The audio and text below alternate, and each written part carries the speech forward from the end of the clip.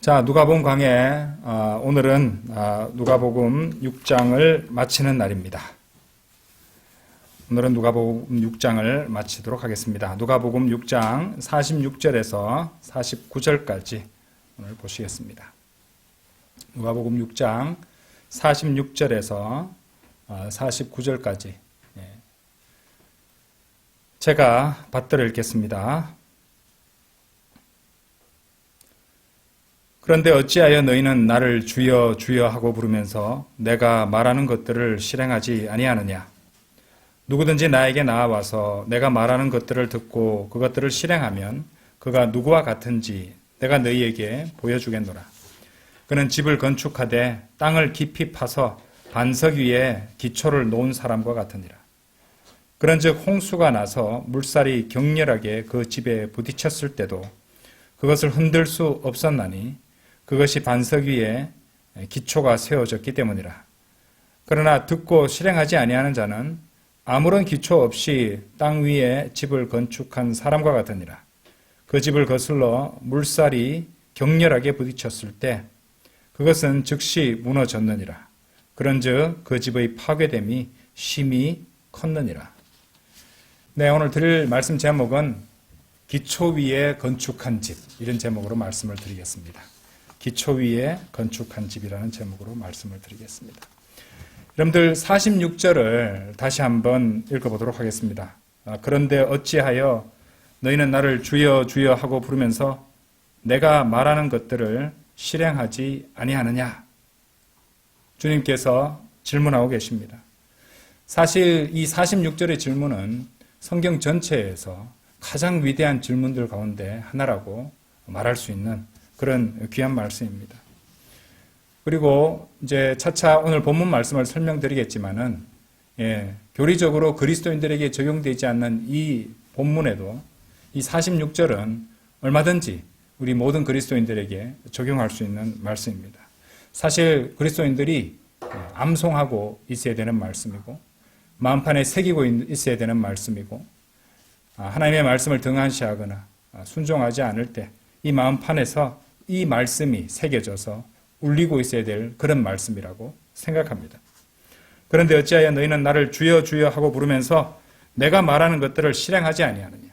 주여 주여라고 아침 저녁으로 기도하고 부르면서, 식사할 때도 주님이라고 부르면서 왜 나의 말씀, 나의 말들, 나의 명령들대로 순종하고 실행하지 않느냐? 주님께서 우리 마음판에서 그렇게 말씀하실 때가 있지 않겠습니까? 요한복음 14장 15절에서 예수님은 이렇게 말씀하셨어요. 너희가 나를 사랑한다면 나의 명령들을 지키라. 이 말씀 어떻게 생각하십니까? 너희가 나를 사랑한다면 나의 명령들을 지키라. 이렇게 말씀하셨어요. 이 말씀이 무슨 말씀입니까? 하나님의 말씀에 순종하고 안 하고가 예수님을 사랑하는지 안 사랑하는지를 보여주는 이 시금석과 같은 역할을 한다는 말씀입니다. 그리스도 안에서 이제 살아가고 있는 우리 그리스도인들이 주님의 명령에 순종하는 이유는 가장 기본적인 이유가 뭐겠습니까? 주님께서, 우리가 주님이라고 부르는 그분께서 명령하셨기 때문에 우리가 순종하는 것 아닙니까? 그리고 순종하는 자세는 바로 하나님을, 그러니까 주님을 사랑하는 그런 자세가 바로 된다고 생각합니다. 그러니까 주님을 사랑하는 자세는 말 미사역으로 주님을 높여드리고 말로 얼마나 주님을 높여드리고 또 찬양하고 이것이 중요한 것이 아니라 순종하는 자세, 하나님의 말씀에 순종하는 자세야말로 하나님을 진정으로 사랑하는 자세가 아니냐, 이렇게 말씀드릴 수 있다는 말입니다. 그리고 그런 성도라야 이 기도를 드릴 때 주님께서 그 말씀을 경청하여 주시고 기도에 응답해 주실 그런 가능성이 더 높다고 할 수 있을 것입니다. 사도 야고보도 이렇게 적었죠. 야고보서 1장 22절에서 이렇게 이제 기록했습니다. 그러나 너희는 말씀을 실행하는 자들이 되라. 그리하여 너희 자신을 속이면서 오로지 듣기만 하는 자들이 되지 말라. 그렇죠? 오늘날 현대 이 기독교 신자들 많은 모습이 이런 거죠. 듣기는 들을 만한 설교를 쉽게 골라서 들을 수 있는 시대입니다. 자기 취향에 맞는 목사를 골라서 들을 수 있는 시대입니다. 그래서 그런 말씀들을 곧장 잘 들으면서도 정작 거기서 선포되는 말씀대로 순종하지 않는 사람이 많다는 것이죠. 자, 야고보서도요, 교리상 유대인적이고 대환란 시기에 적용되는 그런 말씀이지만은 이 야고보서 1장 22절 제가 방금 읽어드린 이 말씀 얼마든지 그리스도인들에게 적용할 수 있습니다.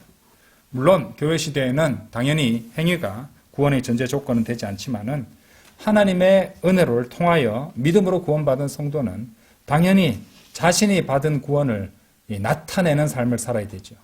그렇다면 당연히 자신의 믿음을 그렇게 실천에 옮기는 삶을 살아야 하면 이견의 여지가 없는 것입니다. 당연한 일이죠. 당연히 우리는 믿음을 실천에 옮기는 삶을 살아가고 듣기만 하는 자들이 아닌 말씀을 실천하는, 실행하는 자들이 되어야 하고 이 말씀에, 이 명령에 순종해야 된다는 것입니다. 자, 그래서 우리 누가복음 6장 46절을 이렇게 믿는 그리스도인들이 구원의 목적으로서 그렇게 구원을 받기 위해서 말씀대로 실행하라는 의미가 아닌 구원받은 그리스도인으로서 주님을 사랑한다고 고백하는 사람이라면 당연히 하나님의 말씀대로 순종하는 것이 바로 주님을 사랑하는 자세가 된다. 순종하는 자세야말로 사랑의 자세다. 이렇게 말할 수 있다는 것이죠.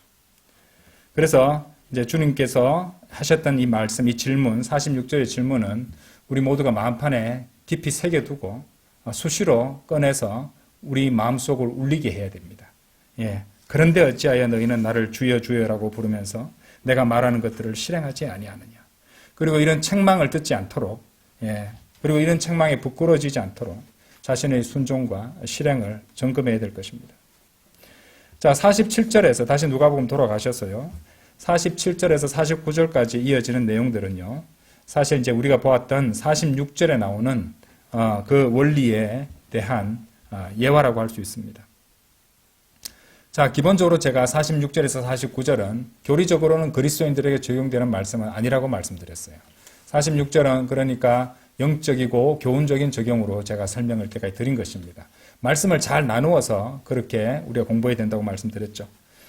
이 47절에서 49절에 나오는 내용, 자, 46절부터 시작해서 49절까지 나오는 내용을 교단 교회들에서, 특히 칼빈주의를 믿고 가르치는 교단 교회들에서 이 본문을 이용해서 많은 설교와 공부를 진행하곤 합니다. 그러니까 이제 그분들은 말로는 믿음으로 받는 구원을 갖다가 강조합니다. 우리도 믿음으로 받는 구원을 갖다가 믿는다. 우리도 그렇게 가르친다. 이렇게 하면서 그 뒤에 다른 말을 덧붙입니다. 뭐라고 하냐면은 합당한 믿음은 이런 거 있잖아요. 구원을 받는 믿음은, 합당한 믿음은, 진짜 믿음은 이렇게 말하면서 반드시 합당한 행위를 수반하기 마련이다. 또 그런 믿음은 행위로 증명이 되는 법이다. 이런 식의 말들을 덧붙입니다. 그런데 사실 그렇게 말해버리면요, 로마 가톨릭과 다를 바가 없습니다. 그러니까 믿음과 행위가 결합된 그런 행위 구원에 지나지 않는다는 것이죠. 물론 구원받은 성도가 자신의 믿음이 이제 실행으로 이어지게 되는 그런 성숙한 그리스도인으로서 이제 성장하는 것, 타당한 일이고 필요한 일입니다. 그것을 반대하는 것은 아닙니다. 하지만 예수 그리스도를 자신의 구원자로 믿고 참으로 구원받았다면 설령 영적 성장을 이루지 못해서 합당한 행위가 나오지 않았다 해도 여전히 그 구원은 영원히 유효합니다. 그러니까 베이비 크리스찬들이 있다는 거죠. 그러니까 이제 칼빈주의 논리라면 베이비 크리스찬들, 그리스도인으로서 눈살을 찌푸릴 만한 그런 합당한 행동이 나오지 않는, 행위가 나오지 않는 그런 성도들은 칼빈주 입장에서는 아주 의심스러운 사람이 되는 거예요. 구원 안 받은 것 같다, 구원 안 받았을 거야, 이런 식이 돼버립니다. 하지만 분명 베이비 크리스찬들이 있단 말이죠. 아기 크리스찬들이 있단 말입니다. 영적 성장을 하지 않고. 하지만 그 사람들은 예수 그리스도를 자신의 구원자를 믿고 받아들였기 때문에 그 사람들의 구원은 분명히 이루어진 것이고 영원히 보장된다는 것이죠. 그렇죠? 그것이 이 대다수 행위 구원을 믿는 칼빈주의, 교단교회, 의 입장이지만 우리 성경적인 입장과는 거리가 있다는 것입니다. 마귀는 참으로 교묘하죠. 비슷하게 갑니다.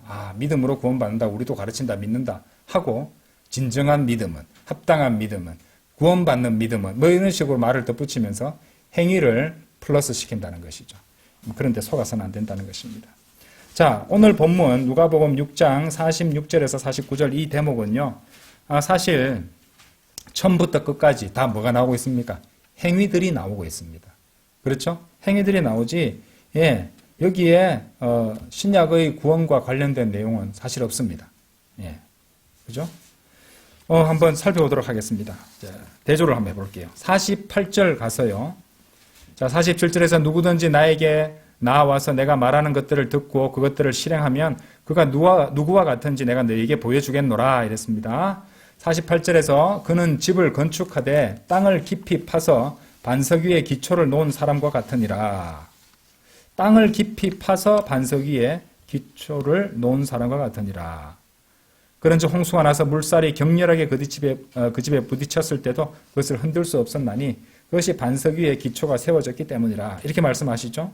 자, 지금 여기서 보면은 땅을 깊이 파서 반석 위에 기초를 놓은 사람, 기초를 놓은 사람이라고 말하고 있죠. 그거 다시 한번 자세히 한번 보세요. 이 부분이 중요합니다. 48절에서. 반석 위에 기초를 놓은 사람. 그러면 여러분 묻겠습니다. 기초를 놓은 주체가 누굽니까? 땅을 깊이 판 사람이죠. 그죠? 사람이 기초를 낳았습니다. 반석 위에 그 본인이 낳은 게 돼버리잖아요. 그렇죠?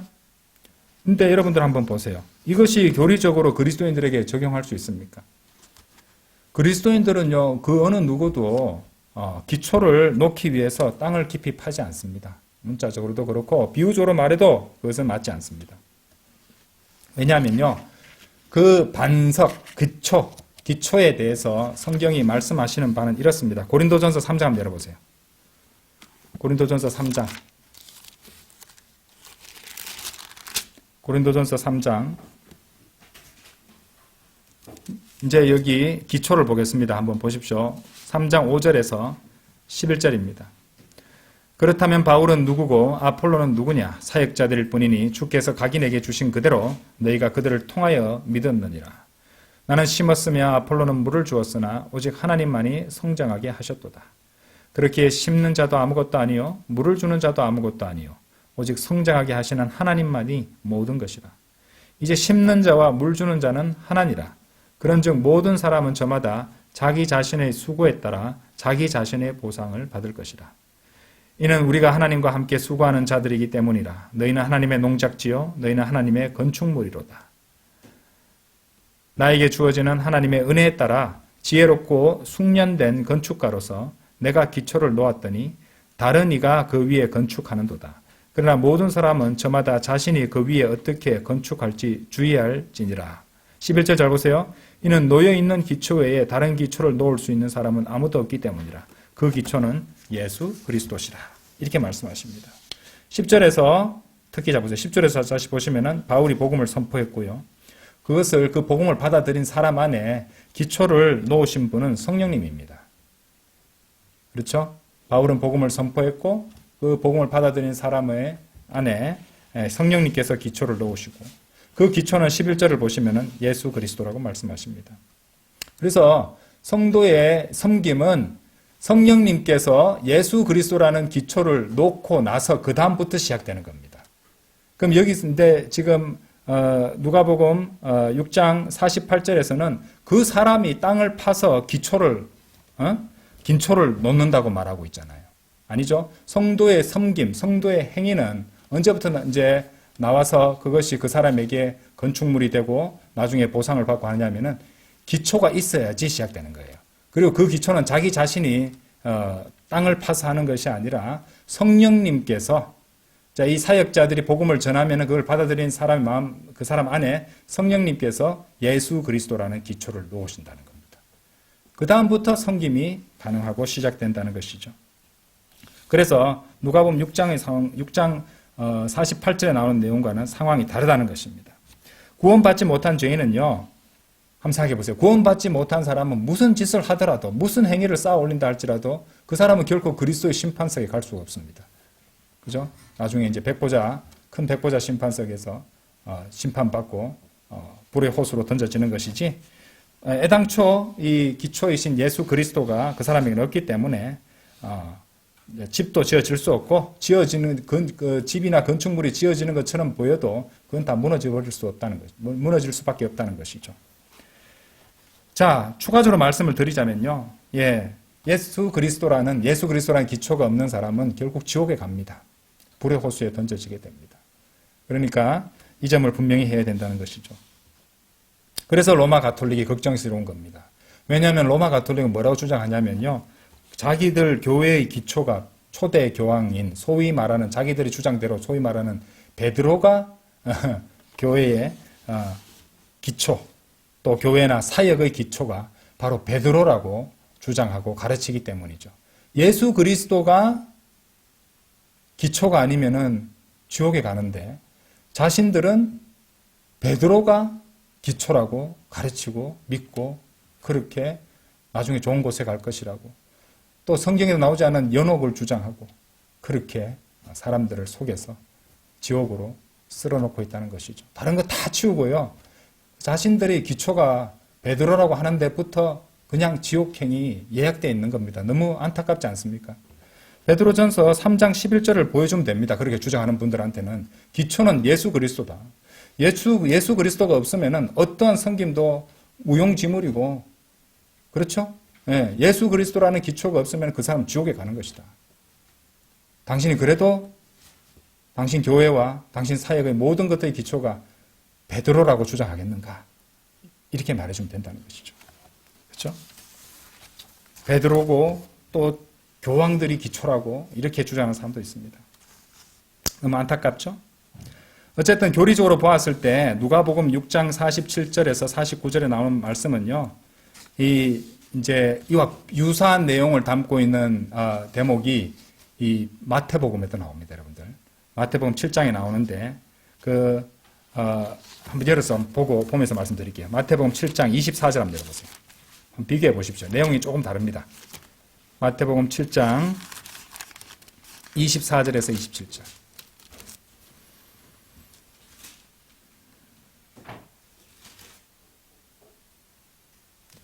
그러므로 누구든지 내가 한 이 말들을 듣고 그것들을 행하는 자는 내가 그를 자기 집을 반석 위에 건축한 지혜로운 사람에 비유하겠노라. 그런즉 비가 내렸고 홍수들이 났으며 바람들이 불었고 그 집을 강타했는데 그것이 무너지지 아니하였노라. 이는 그것이 반석 위에 세워졌기 때문이라. 그리고 내가 한 이 말들을 듣고 그것들을 행하지 아니하는 모든 자마다 자기 집을 모래 위에 지은 어리석은 사람에 비유되리라. 그러니까 24절에서는 지혜로운 사람이 나오고요. 26절에서는 어리석은 사람이 나옵니다. 그렇죠? 그런즉 비가 내렸고 27절입니다. 홍수들이 났으며 바람들이 불었고 그 집을 강타했는데 그것이 무너졌으니 그것의 무너짐이 심히 컸느니라. 어떻습니까? 비슷하죠? 또 서로 안 나오는 내용들도 있고요. 근데 이제 결국 이 마태복음 7장 24절에서 27절 이 말씀은 교리적으로 대환란 시대와 유대인의 남은 자들을 겨냥하고 있는 말씀이에요. 우리가 이제 여러분들 저번에 공부했었는데 마태복음 25장에 나오잖아요. 25장에 보시면은 지혜로운 5 처녀와 어리석은 5 처녀가 나오잖아요. 역시 대환란 때 적용되는 교리적으로 적용되는 그 비유라고 말씀을 드렸는데 역시 이 그러니까 마태복음 25장에서 지혜로운 5 처녀하고 쌍을 이루고 있는 것이 마태복음 7장 방금 읽으셨던 24절, 27절에 나오는 이 지혜로운 사람이고요. 어리석은 5 처녀는 또 여기 어리석은 사람이 또 같이 나오고 있잖아요. 마태복음 7장에. 같은 부류라고 보시면 됩니다. 그렇게 쌍을 이루고 교리적으로는 대환란 그리고 대상은 유대인, 특히 남은 자들 이런 자들에게 적용되는 그런 말씀이다. 이렇게 정리를 하시면 되겠습니다. 어쨌든 이제 교리적으로는 그렇다는 말이에요. 그리고 또 이제 다시 누가복음 돌아오셔서요. 6장 49절을 보시면요. 거기 한번 보세요. 후반부에 보시면은 그 집을 거슬러 물살이 격렬하게 부딪혔을 때 그것은 즉시 무너졌느니라. 그런즉 그 집의 파괴됨이 심히 컸느니라. 이렇게 말씀하시죠. 이 49절을 가지고 우리가 또 교리적인 적용을 할 수 있는 대목이 또 나오는데 바로 거기 집입니다. 그 집의 파괴됨이 심히 컸느니라. 자, 이것을 교리적으로 어디에 적용할 수 있냐면요. 이스라엘 집에 적용할 수 있다는 겁니다.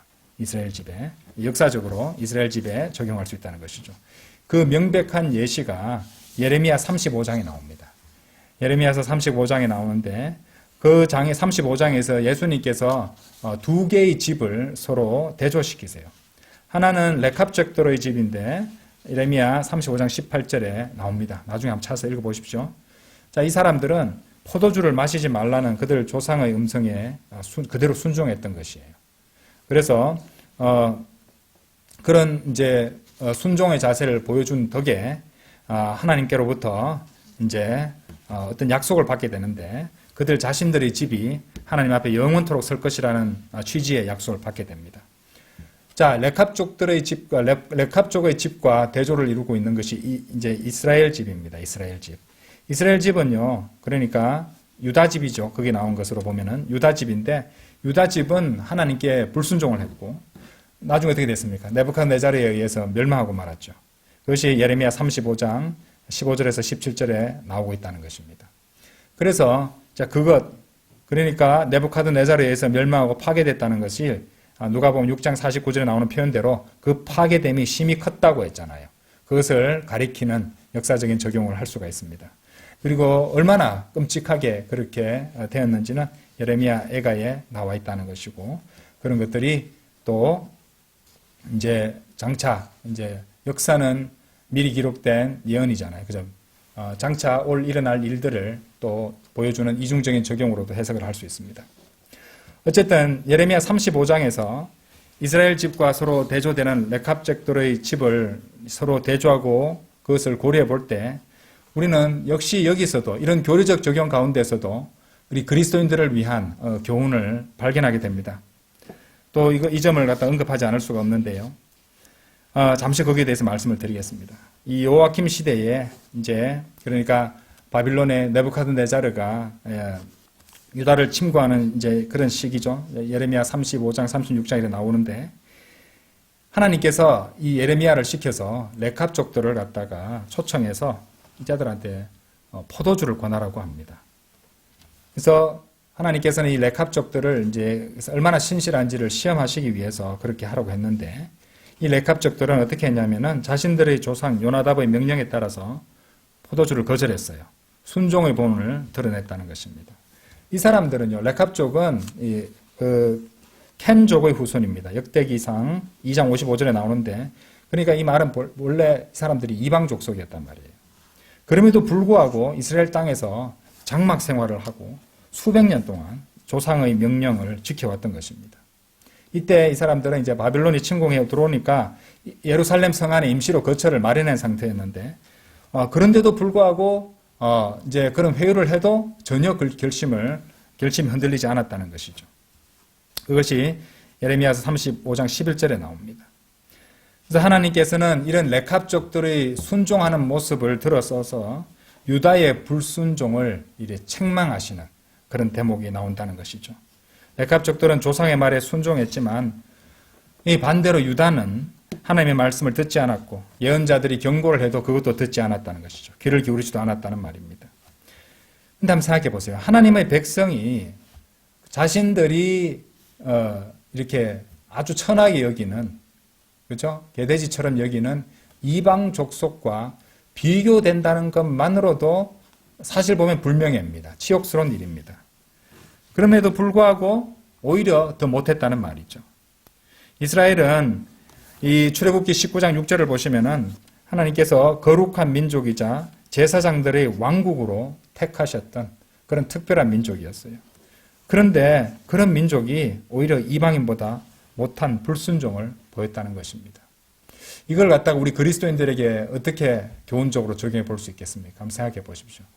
구원받은 그리스도인이라고 바이블 빌리버라고 스스로를 고백하고 또 자랑처럼 얘기하면서도 사실 구원받지도 않은 세상 사람보다 더 부도덕하고 더 참을성 없고 더 육신적인 모습을 보이는 그런 사람은 혹시 없는지, 그리고 그런 사람들한테 그런 사람과 비교된다는 자체가 얼마나 성령님을 실망시켜 드리는 것이고 하나님 앞에 부끄럽고 수치스러운 것인지 생각해 보셔야 된다는 것입니다. 그렇죠?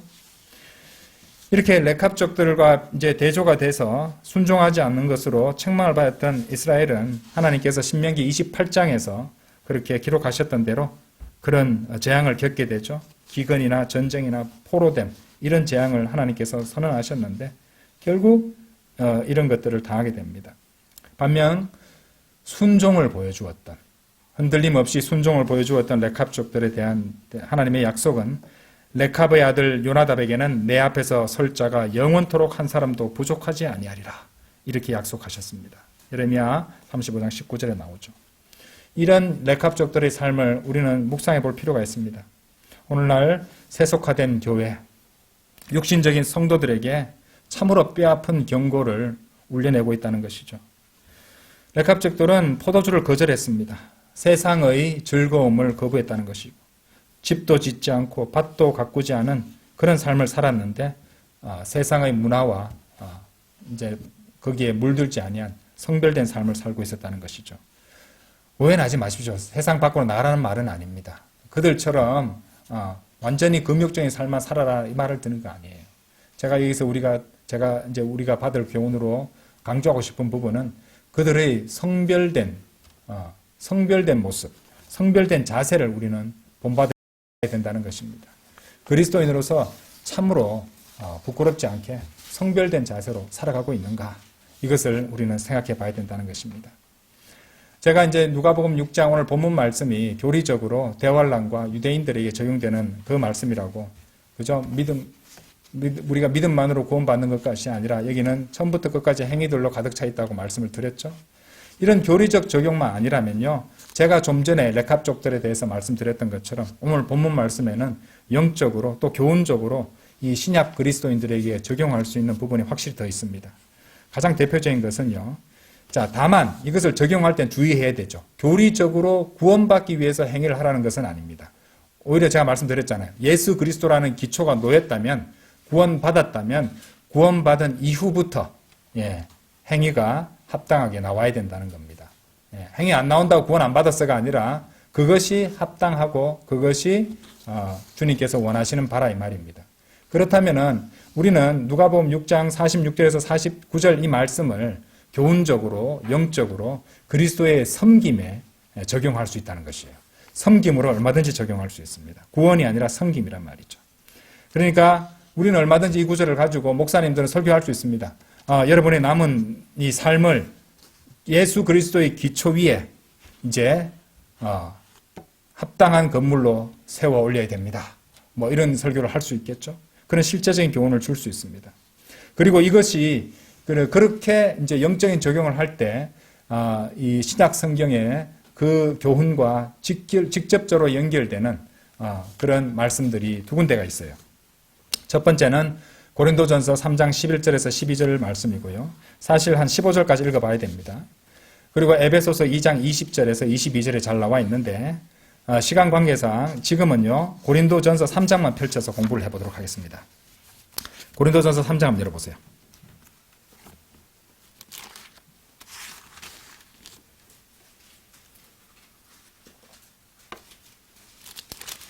고린도전서 3장 11절부터 15절까지 제가 읽겠습니다. 이는 놓여있는 기초 외에 다른 기초를 놓을 수 있는 사람은 아무도 없기 때문이라. 그 기초는 예수 그리스도시라.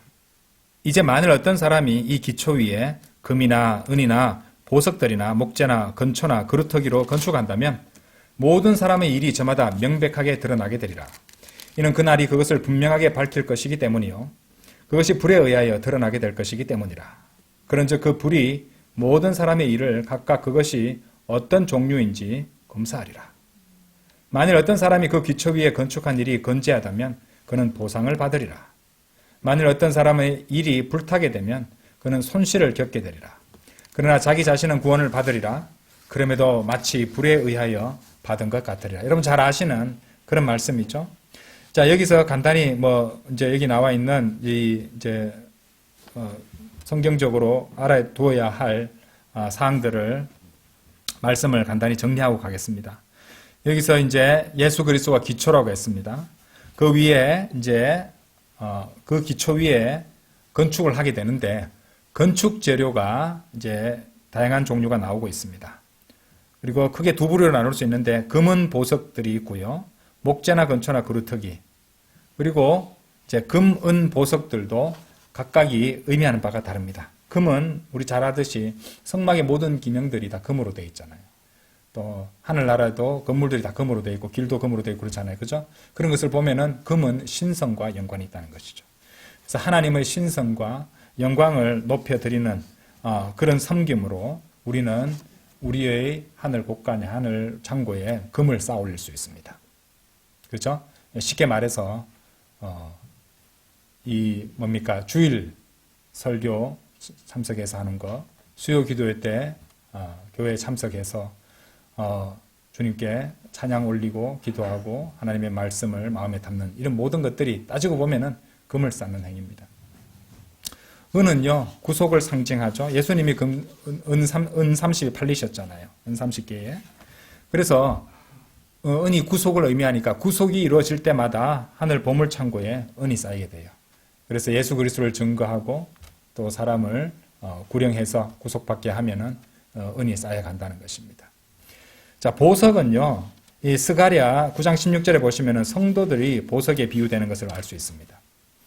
그리고 베드로 전서 2장 4절에서 5절 보시면은 이 성도들이 살아있는 돌에, 보석, 돌석자잖아요. 살아있는 돌에도 비유됩니다.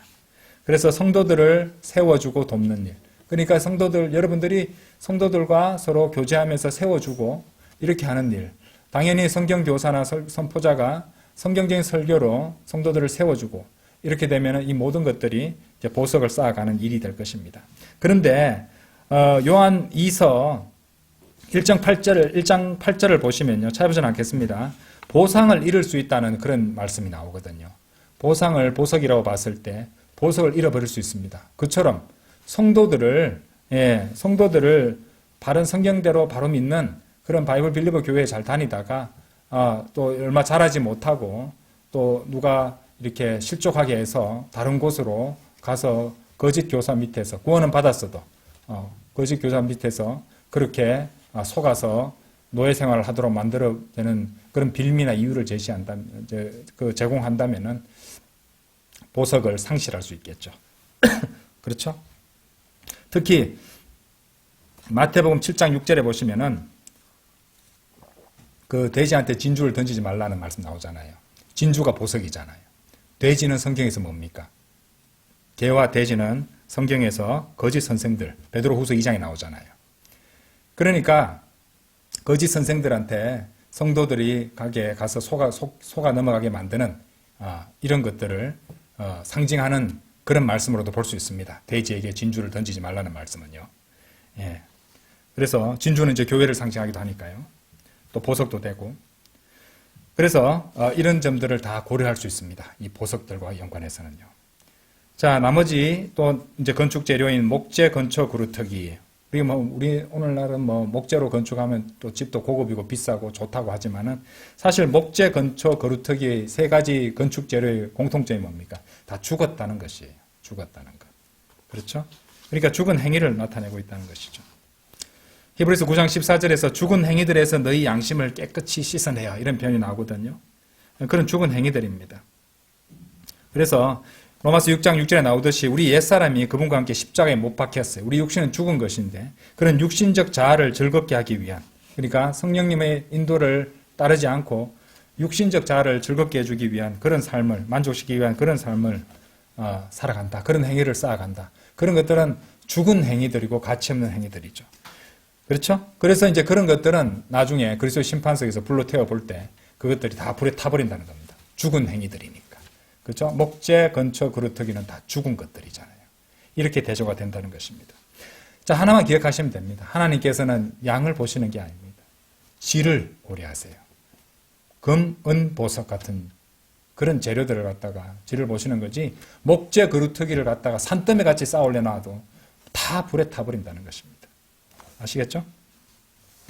자, 그래서 이 누가복음 6장 47절에서 49절에 나오는 내용을 이렇게 그리스도인으로서 이제 섬김으로써 자기 예수 그리스도의 기초 위에 건축물을 쌓아 올리는 것에 이제 빗대어서 설명할 수 있다는 것입니다. 누가복음 6장 49절 다시 보세요. 다시 돌아가셔서 누가복음 6장 49절에 보시면 그러나 듣고 실행하지 아니하는 자는 아무런 기초 없이 이 땅 위에 집을 건축한 사람과 같으니라. 집을 거슬러 물살이 격렬하게 부딪혔을 때 그것은 즉시 무너졌느니라. 그런즉 그 집의 파괴됨이 심히 컸느니라. 자, 이 대목을 그러면은 우리가 영적 교훈적으로 그리스도인들에게 어떻게 적용할 수 있는가? 이 파괴됨을 키워드로 해서 이거를 어떻게 적용할 수 있냐면요.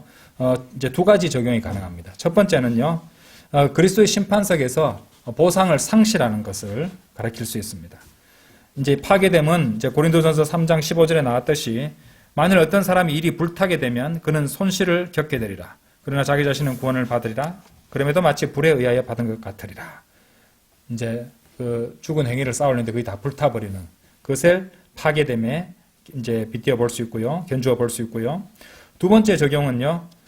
그리스도인들이 이제 합당히 살지 않으면은 하나님께서 그 성도를 갖다가 본향으로 가는 특급 익스프레스 그런 기차에 태워서 빨리 보내시죠. 육신을 죽게 하신다는 겁니다. 구원을 상실하는 것은 아니라도 말이죠. 그래서 이곳 지상에서의 육신적 삶이 육신적 생명이 멸망에 이른다는 것이죠. 그래서 고린도전서 3장 16절에서 우리 잘 아는 말씀이니까 제가 읽어드릴게요. 너희가 하나님의 성전인 것과 하나님의 영께서 너희 안에 거하시는 것을 너희가 모르느냐? 누구든지 하나님의 성전을 더럽힌다면 하나님께서 그를 멸하시리라. 이는 하나님의 성전은 거룩하고 너희는 그 성전이기 때문이라. 그렇죠? 집이잖아요. 집. 하나님의 성전이 하나님 거하시는 집이잖아요. 그 집의 파괴됨을 갖다가 이제 우리 신약 성도들에게 적용하자면 구원은 잃어버리지 않아도 그 사람의 육신적 생명은 멸망할 수 있다는 것. 그렇죠? 당연히 구원에 관한 것은 아닙니다. 신약 성도들은 구원의 영원한 보장을 받은 그리스도인들이니까 구원과는 상관이 없습니다만은 그러니까 보상의 상실이든 육신의 멸망이든 간에 여전히 구원받은 채로 남아있다는 것은 분명한 사실입니다. 그것을 이제 우리가 확인할 수 있는 게 이거는 찾아볼게요. 고린도전서 3장 15절 한번 보세요. 고린도전서 이제 오해하실까봐 자 이런 거 다 짚고 가야 됩니다. 고린도전서 3장 15절에 보시면 만일 어떤 사람의 일이 불타게 되면 상실하는 거잖아요. 그는 손실을 겪게 되리라. 상실합니다. 그런데 손실을 겪는 거지 구원을 상실하는 것이 아니에요. 그 다음에 나오는 말씀 보세요. 그러나 자기 자신은 구원을 받으리라. 구원은 받습니다. 그렇죠? 그럼에도 마치 불에 의하여 받은 것 같으리라. 평생 동안 잘하는 것인 줄 알고 그렇게 육신적으로 목재 그루터기 근처로 쌓아 올렸는데 다 불탔는 것을 본다는 것입니다. 온갖 귀중한 보석들이라고 내가 다 모아서 집을 대궐같이 지어놨는데 화재가 나서 불이 나서 다 타버리고 재만 남아있는 것을 보는 그런 기분 같을 거예요. 이 지상에서. 그렇죠? LA 산불이 있었잖아요. 우리나라도 산불이 있었지만 LA에는 그 부자들이 많았단 말입니다. 그 LA 산불 때문에 그 비싼 대저택이 완전히 잿더미가 됐을 때 그것을 바라보는 주인의 기분이 어떻겠습니까? 그리스도인들도 합당한 행위로 금은 보석들로 이제 세우지 않고 목재 그루터기 근처로 세우면은 결국에는 그렇게 다 타버린 잿더미만 바라보면서 후회하고 있겠죠. 자, 이런 경우 여전히 구원은 받았다는 겁니다. 고린도전서 5장 5절 보세요.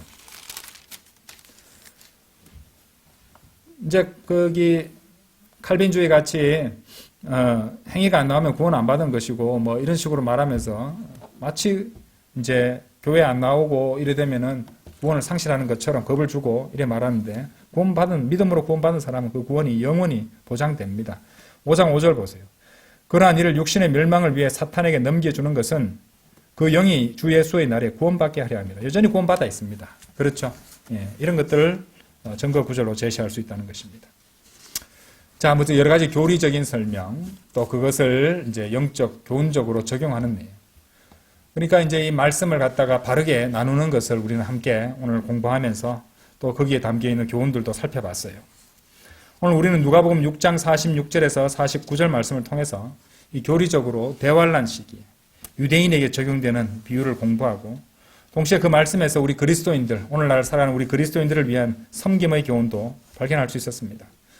우리는 그리스도라는 기초 위에 금과 은과 보석으로 건축해서 그리스도 심판석에서 수치를 당하지 않도록 해야 될 것입니다. 성령님께 불순종하고 육신을 만족시키기 위해 육신적인 목적으로 한 모든 일들은 시험하는 불에 다 타버릴 것이기 때문입니다. 또한 우리는 레카브인들의 순종을 배웠죠. 그들의 순종을 통해서 우리 그리스도인들을 위한 성별과 거룩함에 대한 교훈도 살펴보았습니다. 우리가 지난주에 사람이 마음에 가득한 것을 입으로 말하는데 결국 사람은 자신이 사랑하는 것에 대해서 말을 하게 되어 있는 것이라고 말씀을 드렸습니다. 사람이 사랑하는 것을 입으로 말하듯이 우리의 순종과 우리의 행보는 결국 우리가 누구를 사랑하는가를 드러내는 것입니다. 그리스도를 사랑하는 자는 하나님의 말씀에 순종하며 또 그분 위에 합당한 건축 재료들로 건물을 세워나갈 것이고 장차 불로서 시험받을 그리스도의 심판석을 준비할 것입니다. 그래서 그리스도의 이름, 주님의 이름을 부르는 모든 그리스도인들은요, 주님의 명령에 신실하게 순종하며 살아가야 됩니다. 그것이 사랑의 자세입니다. 또한 오늘 잠자리에 들기 전에 오늘 배우셨던 레캅족들의 순종을 되새겨 보십시오. 자신의 순종과 자신의 섬김과 자신의 성별과 비교해 보십시오.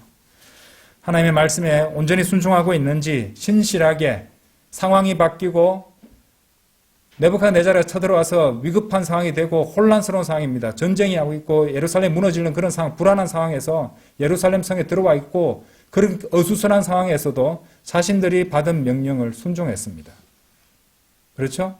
이 마지막 때 언제 어떤 일이 일어날지 당장이라도 성경의 예언들이 실현될 수도 있고 주님이 오실 날이 참으로 다가오고 또 이 세상은 참으로 악해져 가고 이런 어수선한 상황에서도 그 세상을 바라보면서 고민하고 불안해하고 걱정하면서 하나님의 말씀에 순종하기보다는 자신의 육신적 감정만 달리고 있다면 그것은 레캅족들에게 참으로 부끄러운 모습이 될 것입니다. 여러분들의 섬김과 여러분의 순종과 여러분의 성별은 어떤 상태에 있는지 한번 진지하게 점검해 보십시오. 만일 여러분이 주님과 함께 동행하고 있지 않다면 함께 하지 말아야 될 어떤 것과 동행하고 있는 것일 수도 있습니다. 마지막으로 요한일서 2장 15절에서 17절 말씀을 읽어드리면서 제 설교를 마치고자 합니다. 세상을 사랑하지 말고 세상 속에 있는 것들도 사랑하지 말라. 세상을 사랑하지 말라고 했잖아요. 그럼 세상의 정치도 사랑하지 말라는 말입니다. 그런데 마음 두지 마십시오. 그런데 너무 생각을 두지 마십시오. 그걸 사랑한다는 겁니다. 입에서 정치 얘기가 자꾸 나온다는 말은 정치를 사랑하고 있다는 말이에요. 그죠? 세상 속에 있는 것들도 사랑하지 말라. 누구든 세상을 사랑한다면 뭐라고 되어 있습니까? 아버지의 사랑이 그 안에 있지 아니하니라. 아버지의 사랑은 아버지께서 먼저 베푸신 사랑에 반응하는 사랑 아닙니까? 그죠? 우리가 아직 죄인이었을 때 그리스도께서 우리를 위하여 죽으심으로써 하나님께서는 우리를 향한 그분의 사랑을 강권하고 계신다고 했잖아요. 그렇죠? 하나님께서 먼저 우리를 사랑하셨기에 우리가 그분을 사랑하는 것 아닙니까? 그게 아버지의 사랑입니다. 아버지의 사랑에 반응하는 사랑이고요. 아버지를 사랑하는 것이고요. 아버지께 속한 사랑입니다. 그렇죠? 세상에 속하고 세상을 사랑하는 것이 아니죠. 이는 세상 속에 있는 모든 것이 육신의 정욕이요 안목의 정욕이요 인생의 자랑이니 우리가 다 좋다고 생각하는 것들이잖아요. 이 세상 사람들이 그리도 바라는 것들이잖아요. 그렇죠? 예. 인스타그램, SNS가 잘 보여주죠. 거기 올라있는 사진들 한번 보십시오. 맛난 거 먹었고 좋은 옷 샀고 좋은 곳에 갔고 자신을 갖다가 드높이고 자랑하고 아버지께 속한 것이 아니요 세상에 속한 것이기 때문이라. 그런즉 세상과 세상의 정욕이 사라져 버리느니라. 그렇습니다. 이 세상과 이 세상을 채우고 있는 그 모든 헛된 것들은 다 불타 없어질 것입니다. 하지만 그러나 하나님의 뜻을 행하는 자는 영원토록 거하느니라. 이 세상이 설령 다 성경 구절 말 예언대로 다 불타 없어진다 할지라도 우리가 주님을 위해서 한 일들은 불을 통과하죠. 주님을 위해서 한 섬김들은 영원할 것입니다. 어디에 가치를 두고 살아야 되는지 오늘 한번 묵상해 보십시오. 다 같이 기도드리겠습니다.